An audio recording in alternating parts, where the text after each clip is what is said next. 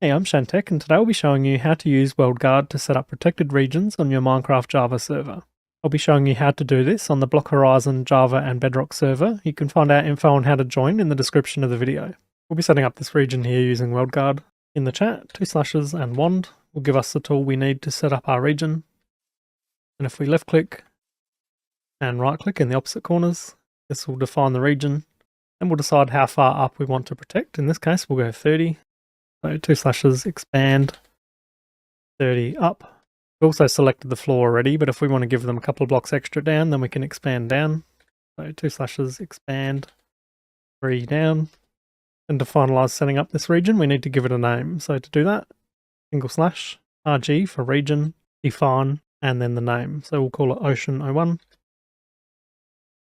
So the region's all set up, ready to go. If we stand inside the region and we type in slash RG info, you can see we're standing in multiple regions as we have one set up for the entire shopping district. So if we click Ocean 01, and in here you can see we can set the flags and then the owners and members of our region. So it's quite easy to do under flags. We just click on flags and we get a whole page of stuff to scroll through.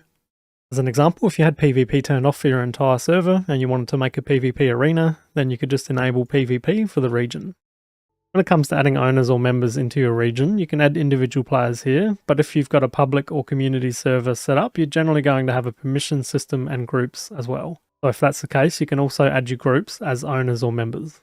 A good use case for this, as an example, on Block Horizon, our new members will come into the default group when they join. Then, as they prove themselves and progress, they'll become a member. Then with this specific region, we can set it up to only allow access to the members and to block out anyone that's in the default group. So to add a group as a member, we click on add and we want G at the start and then we type in the group name. Now if we type in slash RG info, click on the region name, you can see here we have our member group which is now added to the members. And once we've added the flags in, this will apply to the region. And we'll take a look at resizing the region if you find that your region is too small and one of your members needs a bit of extra space. So using the wand again if you don't have one, use the wand command to grab one. So we'll left click. Say we want to go back a couple, then we'll right click. Then we'll say they need a bit of extra height, so we'll expand and we'll give them 50 up and down. Now instead of defining the region, we want to RG redefine and we'll give it the same name. And that's updated our Ocean 01 region with the new coordinates. And then if you decide you don't need this region anymore, it's quite simple to remove. Slash RG region, remove, and the name of the region. And like that, it's just deleted the region for us.